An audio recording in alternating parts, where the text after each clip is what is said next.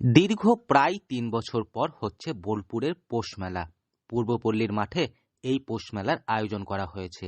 তবে ইতিহাসে এই প্রথম বিকল্প পৌষ মেলা হচ্ছে পূর্বপল্লীর মাঠে। কারণ এতদিন বোলপুর শান্তিনিকেতনের ঐতিহ্যবাহী পৌষ মেলার আয়োজন করা হতো পূর্বপল্লীর মাঠে। 2019 সালের পর সেই পৌষ মেলা বন্ধ করে দেওয়া হয়েছিল। মূলত 2020 সালে করোনা মহামারী চলার সময় এবং তারপরে বিভিন্ন কারণ দেখিয়ে প্রাক্তন উপাচার্য বিদ্যুৎ চক্রবর্তী ঐতিহ্যবাহী পৌষ মেলা বন্ধ রেখেছিলেন। তবে প্রসঙ্গত কয়েকদিন আগেই বোলপুর শান্তিনিকেতনকে ওয়ার্ল্ড হেরিটেজ তকমা দিয়েছে ইউনেস্কো। এরপর ফলক বিতর্কে জড়িয়েছিলেন প্রাক্তন উপাচার্য বিদ্যুৎ চক্রবর্তী। ফলক বিতর্কে নিয়ে সরব হয়েছিলেন তৃণমূল কংগ্রেস। কিন্তু প্রাক্তন উপাচার্য বিদ্যুৎ চক্রবর্তীর মেয়াদ শেষ হওয়ার পর নতুন উপাচার্য এসেছেন সঞ্জয় কুমার মল্লিক।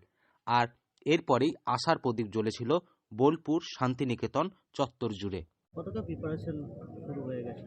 প্রিপারেশন পুরোদমই চলছে এবং খুব স্বতঃস্ফূর্তভাবেই যারা করছে তারা এসেছেন, তারা কোঅপারেট করছেন এবং হয়ে যাবে।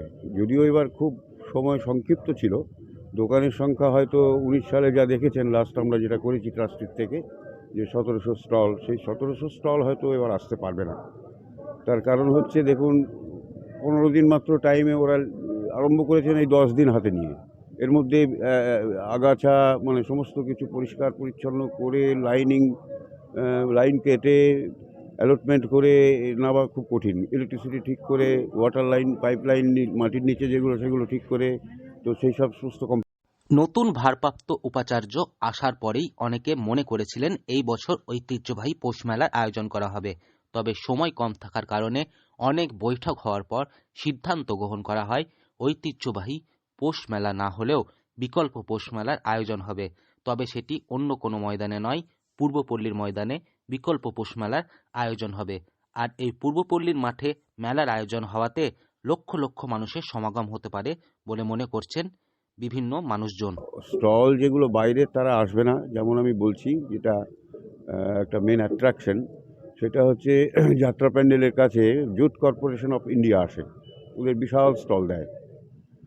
তারপরে আসে আপনার মৃগনয়নী, তারপরে বিশ্বভারতী স্টল, বিশ্বভারতী এক্সিবিশন করতে পারবে বলে আমি মনে করি না। তার কারণ আমরা ট্রাস্ট থেকে পয়সা দিতাম বিশ্বভারতীকে, তাদের যে প্যান্ডেল, তাদের যে নিয়ে আসা ভলেন্টিয়ার যা কিছু খরচা ট্রাস্ট দিত, এখন সেই টাকা কে দেবে? সেই জন্য বিশ্বভারতী কোনো এক্সিবিশন করবে না।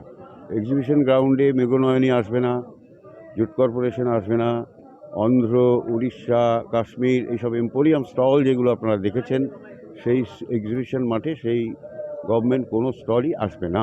বীরভূম থেকে সৌভিক রায়ের রিপোর্ট, লোকাল 18 বাংলা।